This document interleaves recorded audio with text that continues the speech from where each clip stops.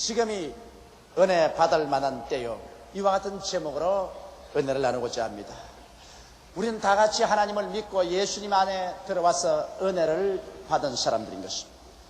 그러나 깍 꼬집어서 은혜가 이러한 것이라고 정의를 내리라고 하면 정의를 내릴 사람이 별로 많지 않을 것입니다. 은혜라는 말은 옛날 헬라 사람들이 즐겨 사용한 말인데, 수려한 자연의 아름다움을 보았을 때 그들은 마음속에 감격하여 그를 바라보고 야, 은혜로운 장면이라고 말했었습니다. 카리스, 그렇게 말했습니다.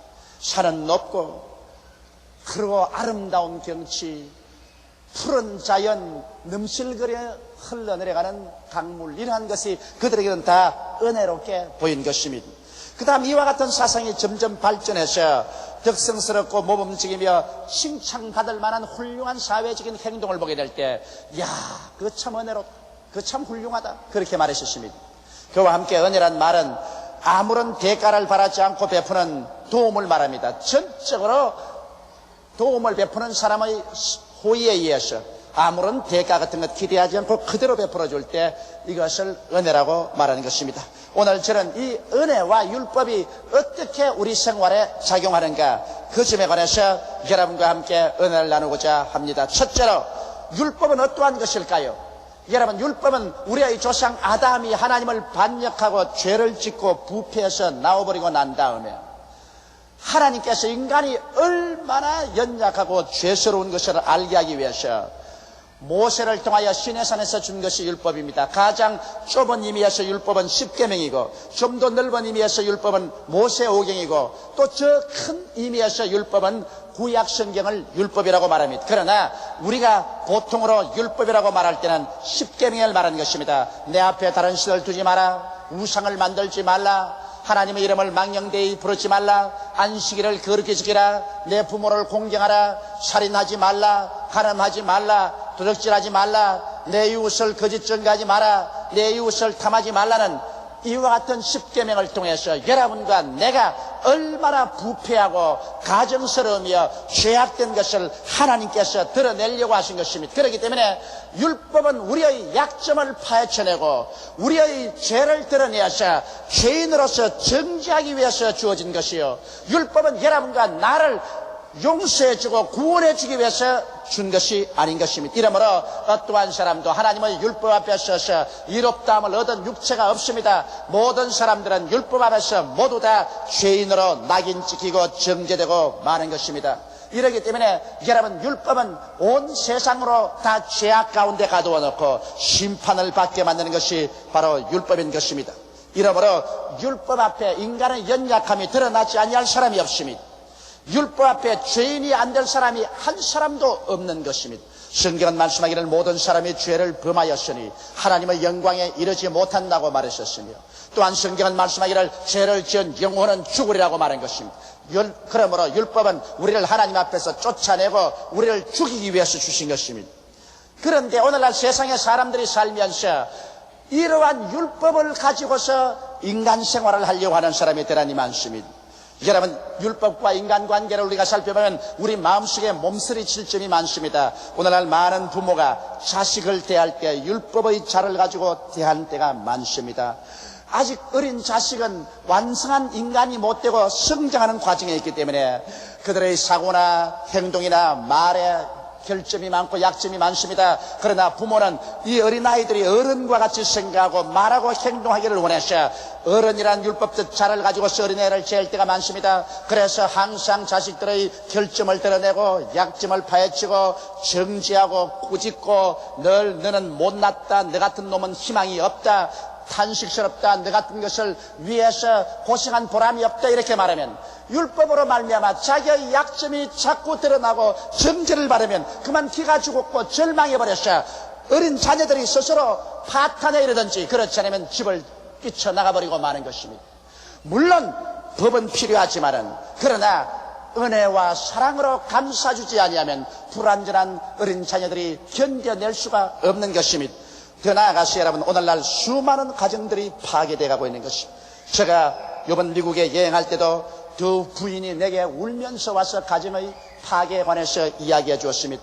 한 부인은 와서 말하기를 자기 남편이 지금까지 잘 살았는데, 좋은 남편으로 좋은 아버지라고 생각했는데 갑자기 나이 49살이 되자마자 자기에게 와서 이 이상 더 나는 견딜 수가 없다. 이 이상 더 허구한 생활을 할 수가 없다. 나는 당신이 싫다. 내 곁에 오는 것도 몸서리가 난다. 그렇게 하면서 그는 보따리를 사고 집 밖으로 나가서 자기는 이젠 다시 집으로 돌아오지 않겠다고 떠나가버리고 말았다는 것입니다. 또 다른 부인 한 분은 자기 남편이 53살 먹는 의사인데 갑자기 자기에게 와가지고서 이제 나는 당신이 실증이 나서 못 살겠다. 당신 보기도 싫다. 아주 몸서리가 친다. 그러므로 나는 이 이상 더 집에 살고 싶지 않다. 당신은 이제 날 떠나다오. 내가 당신을 떠나가겠다. 그러면서 보찜을 사고 나가겠다 하는데 목사님 이를 어찌하면 좋겠습니까? 그러한 질문을 해왔었습니다.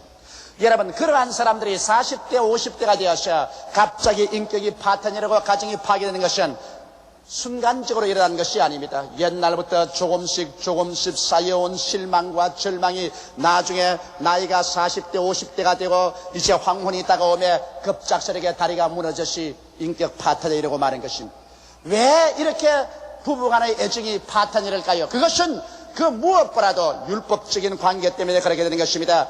남편이 아내를 바라볼 때 아내를 율법적으로 바라보고 항상 아내의 약점을 드러내고 결점을 드러내고 아내를 정죄한다면 그 연약한 죄 많은 아내가 남편 앞에 설 수가 없습니다. 당신은 왜 화장을 그렇게 하느냐, 옷 맵시가 왜 그렇게 나쁘냐, 몸에 왜 맵시가 없느냐, 음식은 그렇게 잘못 만드냐, 집안 관리는 왜 이렇게 하느냐, 말솜씨는 그렇게 무식하게 하느냐, 온갖 약점을 다 드러내어서 그를 가지고서 자꾸만 인격을 모욕하고 이미지를 파괴시키고 정죄하면 그만 그 부인은 점점 그 남편 앞에서 자기 스스로가 파괴되고 맙니다. 집을 떨쳐나가든지 안 그러면 노이로워지든지 그러면 가정을 마음속에서 던져버리고 마는 것입니다. 많은 남편들이 겉으로는 부인을 사랑하고 자식을 사랑하고 훌륭한 남자처럼 있지만은 그 마음이 벌써 부인에게서 구만리 장춘으로 떠나버리고 가정을 멀리 떠나가버린 남편들이 많습니다. 그건 왜냐? 부인들이 율법적으로 남편을 대하기 때문인 것입니다. 항상 남편은 벌써 결혼했으니 내 사람이라 생각하고 난 다음에 앉기만 앉으면 남편의 약점을 덜추어내고 남편을 정죄하고 남편을 짓밟는 그런 부인이 있습니다. 무슨 일이나 남편하고 농쟁해서 남편을 이기려고만 하는 것입니다. 남편을 코너에 몰아놓고 남편을 이겨놓고 난 다음에 내가 나쁜 것이 뭐냐, 내가 항상 옳지, 그렇게 말합니다. 자기가 옳아서 남편하고 싸워서 이긴 것은 좋다고 생각할지 모르겠지만 그와 함께 남편을 영원히 놓쳐버리고 맙니다. 남편의 마음은 그렇게 말합니다. 좋다, 잘났다, 너는 정말 훌륭하다, 그래 나는 못났다, 너하고 같이 살 자격이 없는 사람이다, 안녕히 잘 있어라. 그가 뛰쳐 안 나가더라도 그 마음은 구만리 장천 멀리 떠나가버리고 마는 것입니다. 이번 미국에서 내게 호소한 이 두 부인의 경우를 보더라도 그 두 부인이 너무 똑똑하고 너무 잘났어요. 너무 훌륭하고 너무 잘났기 때문에 그 남편이 그들의 계속해서 결점을 드러내고 심판하는 과정에서 이것이 조금 쌓여서 나중에 견딜 수 없는 환멸에 처하고 마는 것입니다. 여러분, 사람들은 다 약점이 많고 죄인들입니다. 사람은 여러분 의로운 사람이 한 사람도 없습니다. 의로운 엄난이 하나도 없다고 말한 것입니다. 인간에게 필요한 것은 이해와 동정과 사랑이 필요한 것입니다. 성경에는 남편들아 아내 사랑하기를 제목같이 해서 남편은 아내를 사랑하라고 말했고 성경 전체를 봐도 아내들이여 남편을 사랑하라는 말은 한마디도 없습니다. 아내는 남편을 사랑하라는 말을 하지 않고 아내들이여 남편에게 복종하기를 죽게 하듯 하라고 말한 것입니다. 여자는 남편에게 사랑하라는 말하지 않고 복종하라고 말한 것입니다. 그러므로 여자들이 아무리 잘났을지라도 가정에 들어오면 남편에게 복종을 해야만 되는 것입니다. 그래야 가정이 편안한 것입니다. 그리고 남편은 아내를 사랑해야만 되는 것입니다. 이래서 율법에서 서서 서로 핥히고 서로 약점을 드러내고 서로 정죄하지 말고 남편 아내를 사랑해주고 아내는 남편에게 복종하고 그래서 은혜 가운데서 이해하고 동정하고 사랑하고 나가면은 어떠한 가정도 정신적인 환멸을 이겨낼 수가 있고 정신적인 갱년기를 이겨낼 수가 있는 것입니다. 서로 마음에 훈훈하고 깊은 인연의 정이 들어놓으면 아무리 환경이 어려워도 그 정을 뿌리칠 수가 없는 것입니다. 그러나 정이 다 떠나가 버리고 마음의 사랑이 다 식어 잿더미가 되었는데 결혼이란 법으로서 사회적인 윤리적인 도덕적인 규범으로 묶어놓은 것은 얼마 있지 않아야 와르르 무너져버리고 마는 것입니다. 또 이웃과의 사이에도 꼭 그와 같은 것입니다. 여러분 스스로 판단을 받고 싶지 않으면 판단하지 말아야 되는 것입니다. 율법적인 축도를 가지고서 자기만 내놓고 난 다음 모든 사람의 약점을 자꾸 드러내고 결점을 말하고 심판하고 판단하고 하면 그 사람하고 친구가 될 사람 아무도 없습니다. 참된 친구라는 것은 다른 사람의 결점을 보완해주고 이해해주고 용서해주고 도와주고 구원해주려고 해야지, 심판하고 판단하고 남을 뺏겨놓고 남의 아픈 데를 찔러주고 그러고도 친구가 되기를 원하면 이것은 정말 사막에 가서 장미꽃을 구하는 것과 같은 것입니다. 오늘 너무나 많은 사람들이 율법의 자로서 친구를 대하기 때문에 자기는 올바르고 훌륭한 일을 하면서도 사람들에게 미움을 당하고 소외감을 당하고 원수가 되어버린 것입니다. 나는 많은 사람을 지금까지 겪어오면서 그 사람 자체는 인격적으로 훌륭하고 위대한 일을 하면서도 모든 사람들이 몸서리치게 싫어하고 미워하고 만나는 사람마다 원수를 만들어버리는 사람을 보았었습니다. 그것은 왜냐? 이 사람이 율법적인 인생관을 가지고 살아가기 때문인 것입니다. 남을 자꾸 헐뜯기 때문인 것입니다. 남의 결점을 자꾸 헐뜯고 남을 정죄하기 때문에 그 사람과 같이 있는 것이 가시 위에 올라앉는 것 같아서 괴로워 견딜 수가 없는 것입니다. 그러나 은혜란 무엇일까요? 은혜란 것은 여러분 많은 죄에도 불구하고 이 죄를 용서하고 구원하는 것이 은혜인 것입니다. 은혜의 시작은 우리 주 예수께로 말미암는 것입니다. 예수님께서 하나님의 아들로서 육신을 쓰고 이 세상에 오셔서 33년 동안 인생과 같이 사셨습니다. 예수님은 우리와 같이 먹고 깨고 울고 웃으셨습니다. 인간의 모든 고난을 다 체험하시나 죄는 짓지 않으셨습니다. 그러고 난 다음 급기야 우리의 모든 죄악과 불의, 추악과 저주, 절망과 죽음을 한 몸에 걸머지시고 그런 십자가의 자원에서 올라가셨습니다. 그런 양손과 양발의 대못이 바뀌었습니다. 그런 창을 받아 심장이 터져서 물과 피를 다 쏟았습니다. 그런 그 극한 상황의 고통 가운데 몸부림을 치면서도 우리를 사랑하셔서 우리의 죄악을 대신 짊어지셨습니다. 마지막 그가 내가 다 이루었다고 외쳤을 때 아담 이후로 인간의 모든 지은 죄와 불의를 주님께서 하나님 앞에서 다 청산해버리고 마는 것입니다. 그리고 예수님께서는 그 상처 입은 손을 활짝 내밀고 수고하고 무거운 짐진 자들아 다 내게로 오라, 내가 너희를 쉬게 하려고 말씀하고 계시는 것입니다. 이것이 바로 은혜인 것입니다. 우리는 아무 대가도 지불할 수 없는 사람들인데 아무 대가를 지불하지 않고라도 예수께서 우리 대신해서 대가를 다 지불하시고 값없이 죄인 불의하고 추악하고 저주를 받아야 마땅한 우리들을 그대로 구원해 주시기를 원하시는 이것이 바로 은혜인 것입니다. 성경은 말씀하시기를 저가 찔리면 우리 허물을 인하며 저가 상하면 우리 죄악을 인함이라. 저가 징계를 받음으로 우리가 평화를 누리고 저가 채찍에 맞음으로 우리가 나음을 입었도다. 우리는 다 각기 어린 양같이 그릇하여 지갈 길로 갔거늘 여호와께서 우리 무리의 죄악을 저에게 담당시겠다고 말씀하신 것입니다. 예수님은 모든 인류의 죄악을 다 짊어지고 심판을 받을 때 그는 마치 털 깎는 자 앞에 잠잠한 양같이 그 입을 열지 않으셨습니다. 그는 가하던 큰 수욕과 모욕과 고통을 당하셨습니다. 그럼에도 불구하고 여러분과 나의 죄를 주님께서 십자가에서 다 청산해 주었기 때문에 이제는 예수 앞에 나오면 죄를 지었음에도 불구하고 못났음에도 불구하고 버림을 받아야 마땅함에도 불구하고 죄 지은 그대로 못난 그대로 빈손든 그대로 용납함을 받고 용서를 받고 이해를 받고 동정을 받고 사랑을 받고 하나님의 자녀가 될 수 있는 것입니다. 그렇기 때문에 은혜의 만남은 크나큰 감격의 만남인 것입니다. 주님께서 은혜로서 나를 용서하고 구원하는 것을 체험하게 될 때 내 마음이 얼마나 감동이 되고 감격이 되는지 일어나서 나는 이제부터 올바르게 살아야 되겠다.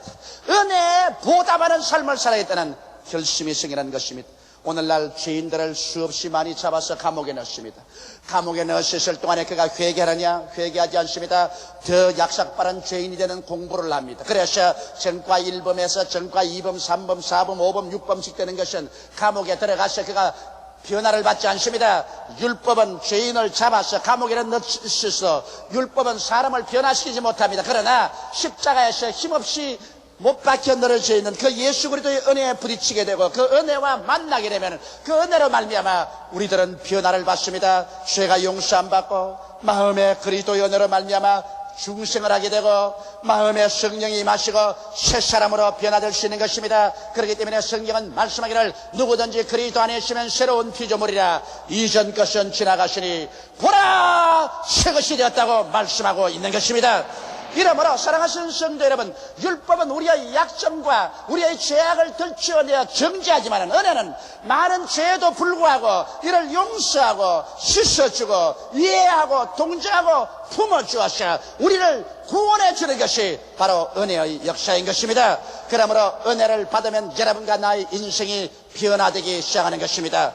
오늘 나는 이 시간에 율법과 은혜의 만난 장면을 여러분에게 한번 보여주고 싶습니다. 예수님께서 하루는 성전에서 복음을 전교하고 있었습니다. 사람들은 그 예수 그리스도 입에서 나오는 진리와 은혜로운 말씀에 감격하여서 시간 가는 줄 몰랐었습니다. 그런데 갑자기 성전뜰에서 여인의 부러지는 비명소리가 들리고 분노한 남자들의 고함치는 소리가 들렸었습니다. 사람들은 일시에 그곳을 바라보았었습니다. 그러자 여기에 한 여인이 끌려옵니다. 율법사들, 바리새 교인, 사두개 교인들이 분노하여 고함을 치고 발길로 차고 손으로 때리면서 한 여인을 끌고 옵니다. 머리는 산발이 되었었습니다. 옷은 다 찢어지고 신발은 벗겨버리고 얼굴과 몸에 상처를 입은 그대로 눈은 충혈되고 마치 죽음으로 끌려가는 짐승같이 공포에 꽉 들어차서 한 여인이 끌려왔었습니다. 이 여자를 예수 그리스도의 발 앞에 내어 던지고 난 다음 율법사가 외쳤습니다. 선생이여, 이 여자가 간음하다가 현장에서 잡혔습니다. 모세의 율법에는 이러한 여자를 돌로 쳐서 죽이라고 말하고 있습니다. 선생이여, 당신은 이 여자를 어떻게 하겠나요? 이 위선자들, 만일 그 사람이 이 여자가 간음하는 현장에서 잡혔으면 왜 남자는 끌고 오지 않고 여자만 끌고 옵니까? 이거 벌써 위선자들이 아닙니까? 예수 그리스도를 책잡으려는 것입니다. 당신이 만일 하나님 아들이면 율법을 지켜야 될 것 아니야. 그러면 율법대로 이 여자를 돌로 쳐서 죽이는데 동의해야 될 것이 아니냐는 것입니다. 그러나 예수님은 사랑의 예수님이라 이 죄인을 돌로 쳐 죽일 수 없다는 것을 알기 때문에 예수님을 책잡으려고 하는 것입니다. 그럴 때 예수님께서는 두말하지 않고 그 군중들 앞에서 허리를 굽혀 손가락으로 글을 썼습니다. 성경에는 무슨 글을 썼다고 말하고 있지 않지만 제가 30년간 설교를 하고 목회를 해오니까 예수께서 무엇을 썼을 것이라고 짐작할 수 있습니다. 틀림없이 예수님께서 십계명을 썼습니다. 내 앞에 다른 신을 두지 말로부터 시작해서 마지막으로 내 이웃을 탐하지 말라는 십계명을 주님께서 손가락으로 썼습니다. 그 어깨너머로 글을 쓰고 있는 예수님을 바라보고 다 아는 십계명 무엇 때문에 쓰느냐고 생각하고 그들은 생과 같이 제출했습니다. 예수여, 이 여자를 어떻게 할까요? 율법은 쳐서 죽이라고 합니다. 그럴 때 천천히 예수님은 일어나셔서 큰 자로부터 낮은 자까지 뚫어지게 눈동자를 바라보시고 난 다음에 주님께서 장엄하시고 음하신 목소리로 말씀하십니다. 너희 중에 죄 없는 자가 돌을 들고 이 여자를 먼저 쳐라. 그 말에 심장이 얼어붙는 것 같습니다. 온 사람들의 몸에 소름이 끼쳤습니다. 그러고 난 다음 예수 그리스도의 얼굴에는 분노가 꽉 들어찼었습니다. 지금이라도 당장에 하늘에서 벼락을 불러내릴 듯한 그런 기세에 섰습니다. 그러면서 예수님은 또다시 그 손가락을 내밀어서 힘차게 땅에 기록하기 시작했습니다. 그들은 예수 그리스도의 손가락을 따라 읽었었습니다. 성경은 역시 뭐라고 썼다고 기록하지 않았지만 나는 그 내용이 무엇인지 짐작할 수 있습니다. 큰 자로부터 작은 자까지 그들이 숨은 가운데서 남몰래 지은 죄악을 주님께서 남김없이 써내려가고 있는 것입니다. 그래서 큰 자로부터 작은 자까지 예수 그리스도의 손가락에 써가는 글을 보자 말자 소스라쳐 놀랐습니다. 그들이 돌을 들어 이 여자를 쳤다가는 그 돌에 자기들도 다시 맞아 죽을 수밖에 없다는 것을 알자 말자 한두 사람 그들은 돌을 스르르 놓아버리고 나는 시간이 바빠서 가야 되겠다. 나는 소를 돌보러 가야 되겠다. 나는 시장에 갈 시간이 늦었다. 나는 내 아내가 기다린다. 그러고 난 다음 다 도망을 쳤었습니다. 그들이 선 자리에는 그들이 들고 있던 날카로운 돌들만 느질분하게 흩어지고 얼마 있자야 한 사람도 없이 다 도망을 치고 말한 것입니다. 율법 앞에서 심판을 당할 때 견뎌낼 자가 없습니다. 이 여자를 돌로 치려고 하던 살기 등등한 사람들이 예수 그리스도의 손가락이 그들의 가슴 속에 비밀로 감추인 죄악을 드러내자 한 사람도 예수님 앞에 견디지 못하고 마치 태양 앞에서 녹아지는 이슬같이 사라져버리고 마는 것입니다. 예수님께서 한참 만에 허리를 펴시고 말하십니다. 여자여, 고개를 들라. 지금이라도 당장 돌이 날라와서 자기를 죽일 것 같아서 머리를 잔뜩 손으로 끼어안고 벌벌 떨고 있던 여자가 손을 내리고 조심스럽게 고개를 들었습니다. 여자여, 너를 정죄하는 자가 있느냐? 오른편을 살펴보았습니다. 왼편을 살펴보았습니다. 살기 등등하던 군중을 온데간데였고 그들이 들었던 그 날카로운 돌들만 그곳에 느질분하게 흩어져 있습니다. 여자는 소스라쳐 놀랐었습니다. 무엇이라고 말할 수가 없습니다. 그는 예수 그리스도를 쳐다보고 놀란 눈을 예수 그리스도의 얼굴로 돌이켰었습니다. 주여, 나를 정죄한 자가 다 가버리고 없습니다. 예수님은 고개를 끄덕끄덕 하시고 난 다음에 이 여자를 보고 말씀했습니다. 여자여, 나도 너를 정죄하지 아니한다. 집에 돌아가서 다시 죄를 짓지 말라. 이 여자의 가슴 속에 파도치는 하나님의 은혜가 부딪혀 왔었습니다. 그는 꼭 죽을 줄만 알았습니다. 또 반드시 율법대로는 그 많은 사람들이 자기 전에도 죽어갔었습니다. 자기는 그날 돌무더기 속에 들어간 줄 알았는데 예수 그리스도를 만남으로 말미암아 기적적으로 그는 살아날 수가 있었습니다. 그리스도의 그 용서와 그 은혜에 부딪히자 그 영혼 속에 뜨거운 감격이 솟구쳐 올랐습니다. 뜨거운 눈물이 그 얼굴을 적셨습니다. 그는 머리를 다시며 만졌었습니다. 옷을 다시며 만졌습니다. 아마 일어나서 예수 그리스도 앞에서 큰 절을 했을 것입니다. 그는 일어나서 그리스도를 돌아보고 또 돌아보면서 그는 집을 향해서 걸어가면서 말했을 것입니다. 나는 다시 죄를 짓지 아니하리라. 이 크나큰 은혜에 나는 보답해서 나는 새 사람이 되어서 살리라. 그 어린이 하신 말씀대로 다시 죄를 짓지 말라고 하셨으니 나는 다시 죄를 짓지 아니하리라. 은혜는 그 여자를 변화시켜 버리고 말았을 것입니다. 율법은 돌로서 이 불쌍한 여자를 쳐서 죽이려고 했지만은 율법은 이 여자를 회개시키지 못했었습니다. 율법은 이 여자를 변화시키지 못했었습니다. 율법은 이 여자를 구원하지 못했었습니다. 그러나 예수 그리스도의 은혜는 용서와 이해와 동정과 사랑으로 이 여자에게 은혜를 베풀고 이 여자에게 구원을 베풀 수가 있은 것입니다. 이러므로 사랑하는 성도 여러분, 이 세상에 율법이란 반드시 우리에게 필요합니다. 우리가 죄인이기 때문에 내가 죄인이라는 것을 드러내게 하는 것은 율법밖에 없습니다.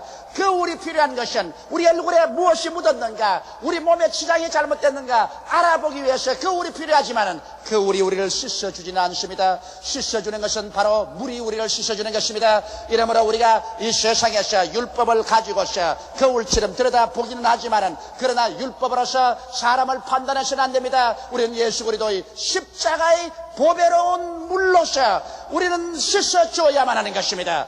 예수께서 오늘날 이 세상에 오신 것은 우리로 하여금 심판받거나 정죄받아 멸망시키려고 온 것이 아니라 예수 그리스도의 십자가의 은혜를 통해서 그 보배로운 피로 용서받고 구원받아 새 사람이 되게 하려고 주님께서 오신 것입니다. 그렇기 때문에 오늘 예수님은 당신의 십자가를 통하여 죄를 지었음에도 불구하고 못났음에도 불구하고 버림을 받아야 마땅함에도 불구하고 죄 있는 우리들, 못난 우리들, 빈손 우리들을 향해서 수고하고 무거운 짐진 자여 다 내게로 오라. 내가 너를 쉬게 하겠다고 말씀하고 있는 것입니다. 보라, 지금이 은혜 받을 만한 때요, 지금이 바로 구원의 날이다. 내가 은혜 베풀 때 너를 돕고 구원의 날에 너를 들어주겠다. 그러므로 내게로 오라고 주님께서 청하고 있는 것입니다. 우리는 예수 그리스도 앞에서 은혜를 받았었습니다. 예수 그리스도의 은혜가 아니었더라면 여러분과 나는 모세의 율법 앞에서 능지처참을 당하고 말았을 것입니다. 여러분 가운데 죄를 한 번도 짓지 않은 의인이 있다고 자부할 사람이 어디 있습니까? 살아갈수록 점점 많아지고 쌓여지는 것은 죄밖에 없는 것입니다. 이러므로 모세의 율법을 통해서 하나님 앞에 의롭다 하고 설 수 있는 자격을 얻을 사람은 한 사람도 없습니다. 그러나 예수를 믿음으로 말미암아, 예수께 순종함으로 말미암아 그 보배로운 피로 용서를 받고 의롭다함을 얻고 그 은혜를 받아서 우리는 보기에도 아름답고 듣기에도 아름다운 인간으로 변화되고 올바른 사람이 되고 그리고 온 세상에 하나님의 영광을 나타낼 수가 있습니다. 예수를 통하여 은혜 받아 새 사람이 된 체험을 한 이상 이제는 우리도 은혜에 빚진 사람들입니다. 은혜를 가지고 아내를 대하며, 은혜를 가지고 남편을 대하며, 은혜를 가지고 자식들을 돌보며, 은혜를 가지고 우리 이웃 간에 교제하는 여러분이 다 되시기를 주님의 이름으로 축원합니다. 다 같이 고개 숙여 기도드리겠습니다. 만군의 야훼 우리 아버지 하나님, 이 세상의 율법만 가지고는 살아갈 수가 없습니다. 모두 다 죄인이기 때문입니다. 율법적인 남편 앞에 죄인인 부인이 설 수가 없습니다. 율법적인 아내 앞에 죄 많은 남편이 박살을 당합니다. 율법적인 부모 앞에 죄로 연약한 어린 자녀들이 견딜 수가 없습니다.